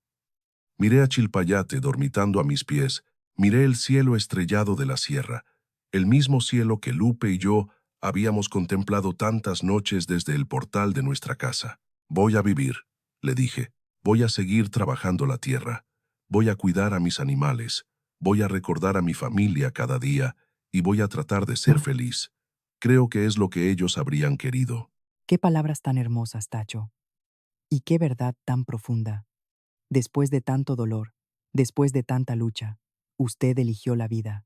Eligió seguir adelante. Eligió honrar la memoria de Lupe y Toñito, no con amargura, sino con esperanza. Pero antes de que termine esta historia, necesitamos saber algo más. ¿Cómo es su vida ahora? ¿Qué pasó con Chilpayate y Moncho? ¿Y qué mensaje le gustaría dejarle a quienes están escuchando, a quienes tal vez están pasando por su propia oscuridad?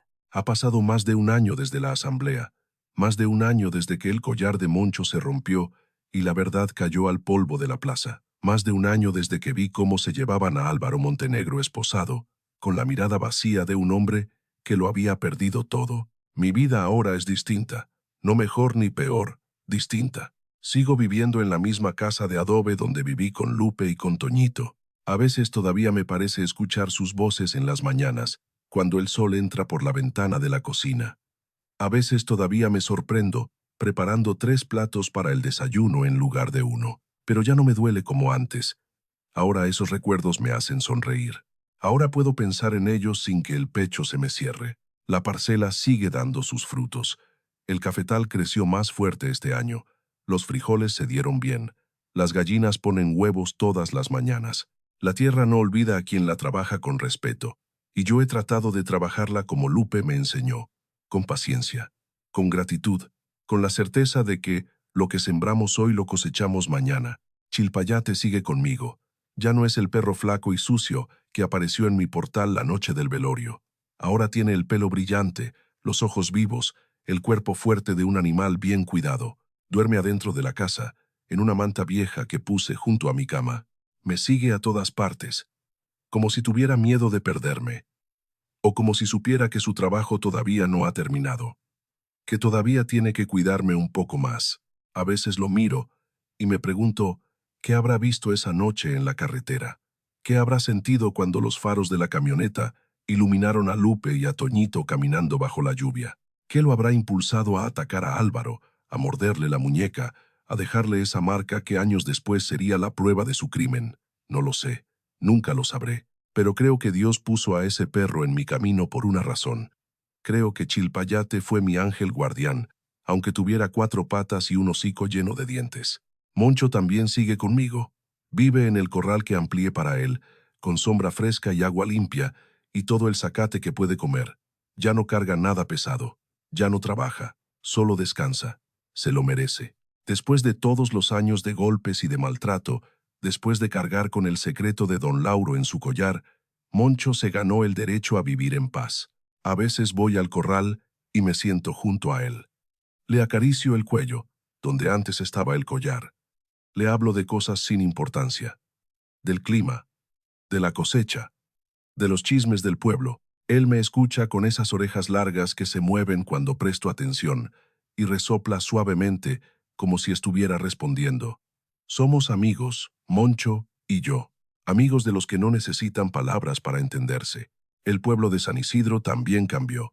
La escuela que se construyó en la casa de los Montenegro tiene ahora más de 40 niños. Vienen de San Isidro y de los pueblos vecinos. Aprenden a leer, a escribir, a sumar, a conocer la historia de su tierra. A veces paso por ahí y los veo jugando en el patio, corriendo, riendo, siendo niños como Toñito fue alguna vez. Me duele un poco verlos, pero también me da esperanza. Esperanza de que esta generación crecerá diferente, que no tendrá que vivir bajo el miedo de ningún cacique, que podrá mirar al futuro con los ojos limpios. Las tierras del ejido se trabajan en común. Como quería don Lauro, cada familia tiene su parcela, pero también hay parcelas compartidas donde todos colaboran. La cosecha se reparte de manera justa. Los que tienen más ayudan a los que tienen menos. No es un sistema perfecto. Hay discusiones, hay desacuerdos, Hay días difíciles, pero es un sistema honesto. Un sistema donde el trabajo vale más que el dinero y la palabra vale más que el poder. Don Margarito murió hace 6 meses. Se fue dormido, en su cama, con una sonrisa en la cara. Dicen que los buenos mueren así, tranquilos, en paz, sabiendo que hicieron lo que tenían que hacer. Yo fui a su funeral. Todo el pueblo fue. Lloramos por él, pero también celebramos su vida. Una vida de servicio, de justicia, de amor por su gente. En su testamento, don Margarito me dejó una cosa, su sombrero de palma. El mismo sombrero que usaba en la asamblea cuando leyó la carta de don Lauro, el mismo sombrero bajo el que tomó las decisiones más importantes de su vida. Lo tengo colgado en la pared de mi casa, junto a la foto de Lupe y Toñito. A veces lo miro y recuerdo sus palabras. Que Dios te proteja, hijo, y que la verdad sea más fuerte que el miedo. Esa frase se quedó conmigo, se quedó grabada en mi corazón como una oración, porque eso es lo que aprendí en todo este camino. Que la verdad siempre es más fuerte que el miedo, que la justicia tarda, pero llega, que los más débiles, los más olvidados, los que parecen no tener nada, a veces son los que guardan los secretos más importantes. Un hombre roto por el dolor, un perro callejero que nadie quería, un burro viejo que todos maltrataban.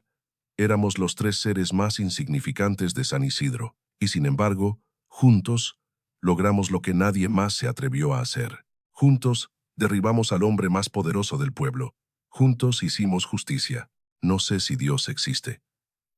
No soy quien para afirmarlo ni para negarlo, pero sé que hay algo en este mundo que cuida a los que sufren, algo que pone ángeles en nuestro camino cuando más los necesitamos, aunque esos ángeles tengan 4 patas y no sepan hablar, algo que esconde la verdad en los lugares más inesperados, esperando que alguien tenga el valor de buscarla. Hace unos días fui al panteón a visitar las tumbas de Lupe y Toñito. Llevé flores frescas. Llevé una guayaba del árbol que mi hijo sembró. Me senté en el pasto y les hablé, como hago siempre. Les conté que estoy bien, que sigo adelante, que no los he olvidado ni los olvidaré jamás. Les conté sobre Chilpayate, que ya está viejo pero sigue fuerte. Les conté sobre Moncho, que pasa las tardes dormitando al sol. Les conté sobre el pueblo, sobre la escuela, sobre los niños que corren por la plaza donde antes solo había miedo. Y les dije algo que llevaba mucho tiempo queriendo decir. Perdónenme por no haberlos protegido esa noche. Perdónenme por no haber estado ahí cuando me necesitaban. Sé que no fue mi culpa, pero el corazón no siempre entiende lo que la cabeza sabe. Los amé con todo lo que tenía. Los sigo amando, y voy a seguir amándolos hasta el día en que vuelva a encontrarlos. El viento movió las hojas del árbol de guayaba. Algunas frutas cayeron al suelo. Me pareció, como siempre, una respuesta. Un abrazo desde el otro lado. Me levanté. Me limpié las lágrimas y caminé de regreso a casa, donde Chilpayate me esperaba en el portal, moviendo la cola. Esa noche, sentado en mi silla vieja, con el perro a mis pies y el burro resoplando suavemente en el corral, miré el cielo estrellado de la sierra. El mismo cielo que Lupe y yo mirábamos juntos, el mismo cielo que Toñito señalaba preguntándome por qué las estrellas no se caían, y por primera vez en mucho tiempo me sentí en paz, no una paz completa. Esa quizás no existe para quienes hemos perdido tanto, pero una paz suficiente, una paz que permite respirar, que permite sonreír, que permite despertar cada mañana y agradecer por un día más de vida. Si alguien está escuchando esta historia y está pasando por su propia oscuridad, quiero decirle algo: no se rindan. Aunque el dolor parezca insoportable, aunque la injusticia parezca invencible, aunque estén solos y nadie les crea, no se rindan, porque la verdad tiene una manera de salir a la luz, porque la justicia tiene una manera de encontrar su camino, porque a veces los ángeles llegan con 4 patas y un collar de cuero viejo, y nos muestran que todavía hay esperanza. Yo perdí a mi esposa, perdí a mi hijo, perdí todo lo que amaba, pero encontré la verdad, encontré la justicia, y encontré, en un perro callejero y un burro maltratado, la familia que necesitaba para seguir viviendo. Gracias por escuchar mi historia. Gracias por acompañarme hasta el final, y que Dios los bendiga a todos. Que la verdad sea siempre más fuerte que el miedo. Gracias, Tacho. Gracias por abrir su corazón, y compartir con nosotros una historia que nos ha conmovido hasta las lágrimas. Gracias a Chilpayate, el perro que fue testigo y guardián. Gracias a Moncho, el burro que cargó con la verdad hasta que alguien tuvo el valor de descubrirla. Y gracias a ustedes, queridos oyentes, por quedarse hasta el final de este viaje. Lo que hemos escuchado hoy no es solo una historia de dolor y de justicia, es un recordatorio de que los más humildes pueden derribar a los más poderosos, de que la verdad siempre encuentra la manera de salir a la luz, de que Dios obra a través de las criaturas más inesperadas, de los caminos más retorcidos, de los momentos más oscuros. Tacho perdió todo, pero no perdió la fe, no perdió la esperanza, no perdió la determinación de buscar justicia para su familia, y al final, esa determinación cambió no solo su vida, sino la vida de todo un pueblo. Si esta historia les tocó el corazón, les pido que dejen su comentario, que nos regalen su me gusta, que se suscriban a este canal para seguir escuchando historias que nos recuerdan lo que significa ser humanos. Y si ustedes también tienen una historia que merece ser escuchada, una historia de lucha, de fe, de justicia, pueden enviárnosla a Ecos del Viento, porque todas las voces merecen ser escuchadas, todos los dolores merecen ser nombrados, todas las verdades merecen salir a la luz. Yo soy Elena. Esto ha sido Ecos del Viento, y les dejo con las palabras de don Margarito, el viejo juez que nos enseñó que la justicia es posible cuando el pueblo se une, que Dios los proteja, y que la verdad sea siempre más fuerte que el miedo. Hasta la próxima.